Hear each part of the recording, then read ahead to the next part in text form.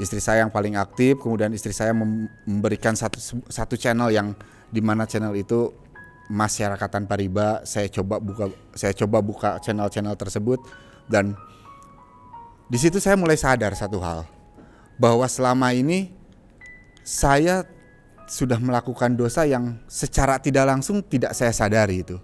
Itu memang sebuah dosa yang besar. Sampai pada akhirnya ya 2 minggu ke belakang saya dapat teguran, di mana tiba-tiba setelah saya lihat pembukuan, saya mengalami kerugian kurang lebih 1 miliar. Itu padahal angka yang memang sebenarnya tidak pernah saya bayangkan. Ada satu kesalahan yang memang selama ini selalu saya abaikan, yaitu terhadap orang tua, terutama ibu saya. Saya kemarin berpikir bahwa ya ridho Allah memang ridho orang tua. Itu memang benar, dan hari ini saya memang merasakan bahwa ketika kita merasa mengacuhkan yang namanya orang tua, terutama ibu, itu ridho Allah gak akan turun. Dosa saya sama orang tua, dan saat itu juga saya meminta maaf kepada ibu saya tentang kesalahan saya. Jujur, saya seolah-olah menjadi anak yang durhaka kemarin.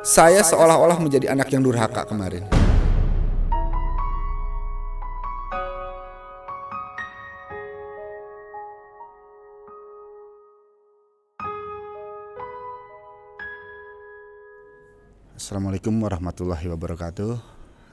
Saya Firman dari Bandung. Kebetulan usaha saya di bidang pangan, supplier telur ke retail. Saya sebenarnya dalam hampir 2 tahun terakhir ini yang mulai merasa gundah, gak tenang hati. Itu terlihat dari salah satu yang benar-benar nampak di kehidupan saya, itu adalah di masalah bisnis. Ketika memang secara hitung-hitungan di atas buku itu yang harusnya saya dapat laba sekian, tapi pada kenyataannya nggak ada. Itu sampai di awal tahun, tepatnya setelah lebaran, sampai lebaran tuh sebenarnya saya dikasih sebuah rezeki yang sangat-sangat melimpah sama Allah. Sampai teman saya bilang kalau tahun ini memang tahun kamu. Nah, dari situ mungkin sifat bukan sombong, takabur saya kemudian sampai pada akhirnya saya seolah-olah terlalu terlena dengan urusan duniawi, sampai saya lupa akan urusan di akhirat. Dan 2 bulan ke belakang tepatnya 2 bulan ke belakang saya dapat teguran dari Allah. Saya mulai dari saya ketipu sama yang namanya teman sendiri, mulai dari ketika saya order barang tapi barangnya tidak sampai-sampai padahal uang udah masuk. Dari situ saya mulai berpikir, apa salah saya, dan 2 minggu ke belakang saya coba buka-buka di YouTube. Kebetulan istri saya yang paling aktif sebenarnya. Kemudian istri saya memberikan satu channel yang dimana channel itu masyarakat tanpa riba. Saya coba buka channel-channel tersebut, dan di situ saya mulai sadar satu hal, bahwa selama ini saya sudah melakukan dosa yang secara tidak langsung tidak saya sadari. Itu riba yang sebenarnya dosa yang tidak bisa kita rasakan. Itu kalau persepsi saya masalah riba, itu kita tidak bisa merasakan secara fisik apa itu dosa dari riba. Secara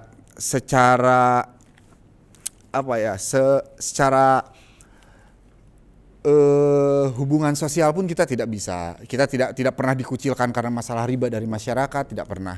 Kita tidak pernah dibenci oleh teman atau orang gara-gara masalah riba, enggak. Tapi secara logik, secara ilmu langit, itu memang sebuah dosa yang besar. Sampai pada akhirnya ya 2 minggu ke belakang saya dapat teguran, di mana tiba-tiba setelah saya lihat pembukuan, saya mengalami kerugian kurang lebih 1 miliar. Itu padahal angka yang memang sebenarnya tidak pernah saya bayangkan. Saya tidak tahu juga itu uang kemana, saya tidak tahu. Saya tidak tahu itu uang larinya semuanya kemana, meskipun ada beberapa yang memang saya tahu itu uang ada di mana. Mulai dari macet di konsumen, ditipu sama temen, itu. Dan yang jelas kalau saya hitung laba saya per bulan itu hanya habis untuk membayar bunga-bunga bank. Itu. Dari awal ceritanya yang memang saya terlalu terobsesi. Padahal dari awal saya dulu pernah terpuruk di tahun 2018. Itu karena sebuah riba. Tapi saya belum sadar di sana. Saya belum sadar, pada akhirnya ketika 2019 awal saya mulai ngerintis lagi tanpa riba saya mulai ngerintis lagi. Saya mulai merasakan itu apa yang namanya perkembangan bisnis itu step by step itu seperti apa. Tapi ya ketika ego seorang manusia melihat sebuah peluang yang sangat besar dengan iming-iming bahwa bisnis kita bakal berkembang, sampai akhirnya saya terjebak di masalah riba ini, dan ya inilah hasilnya sekarang seperti ini.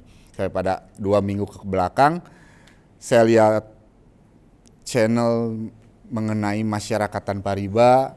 Dari situ saya mulai berpikir saya harus ikut acara ini, karena bagaimanapun ini masalah fundamental buat saya. Dan alhamdulillah 4 hari ini dari hari Selasa tanggal 10 November sampai hari ini hari Jumat 13 November, itu kalau bertanya kepada saya apa yang saya rasain, campur aduk gitu.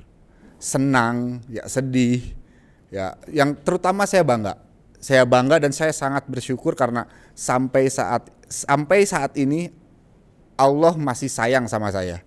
Allah masih menegur saya ketika saya merasa umur saya masih muda. Allah masih sayang ke saya ketika Allah tidak melihat saya lebih terjerumus ke jurang yang lebih dalam. Di sini saya belajar banyak hal, terutama masalah teknis dan analogis.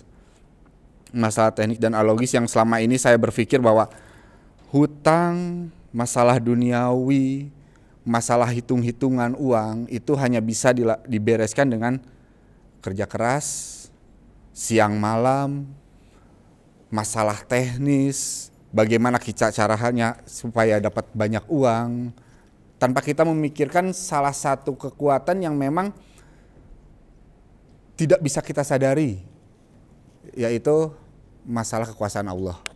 Itu di sini saya mulai belajar bahwa selama ini saya selalu melakukan pembenaran diri bahwa apa yang saya lakukan itu sebenarnya udah benar dan tidak salah begitu besar.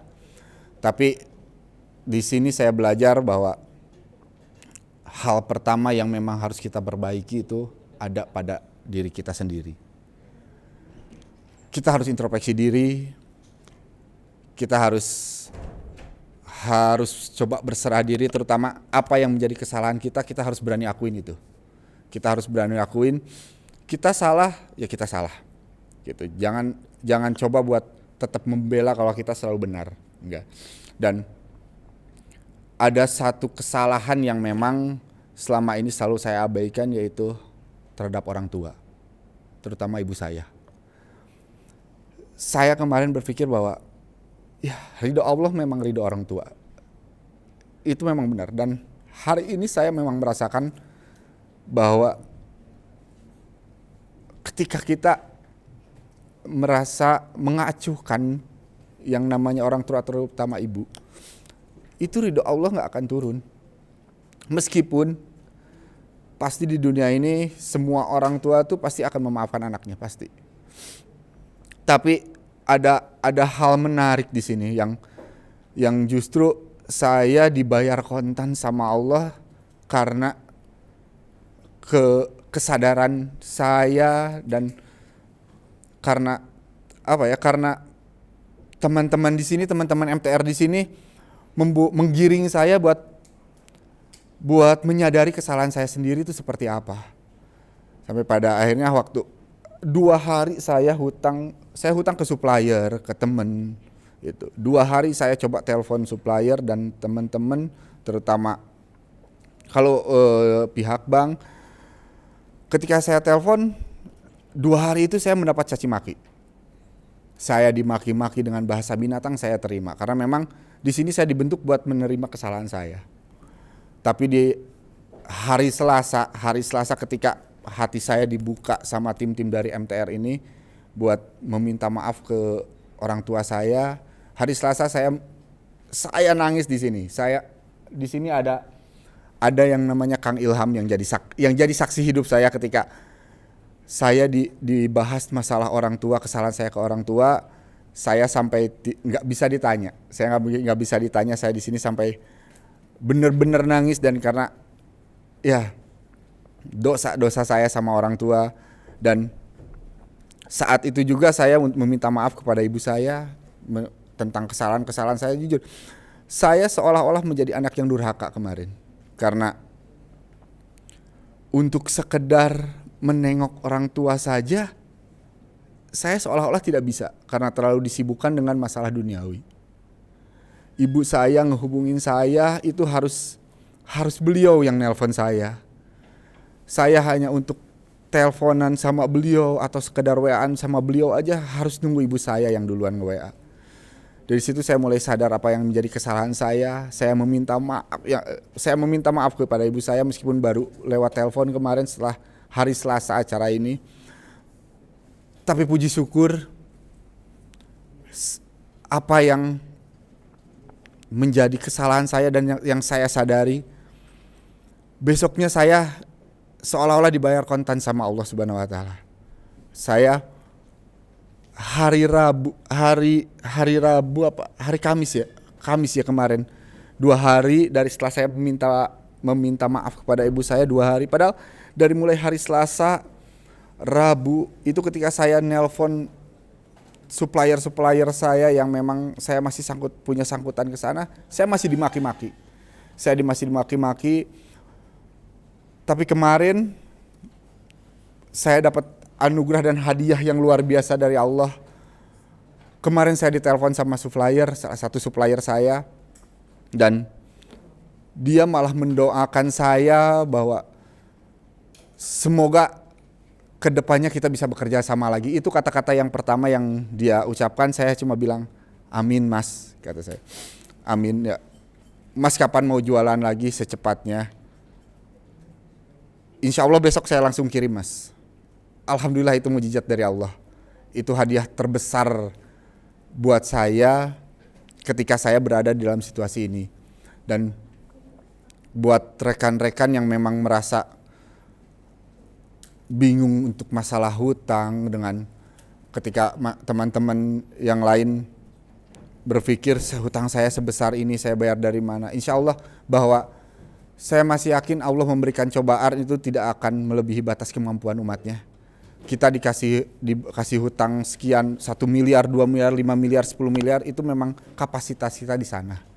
Yang jelas coba kita untuk bertawakal, kita untuk bersabar, dan semuanya tinggal kita berserah diri sama Allah. Yang jelas buat saya dan janji saya hari ini, mulai hari ini saya tidak akan pernah lagi mengenal apa itu yang namanya riba.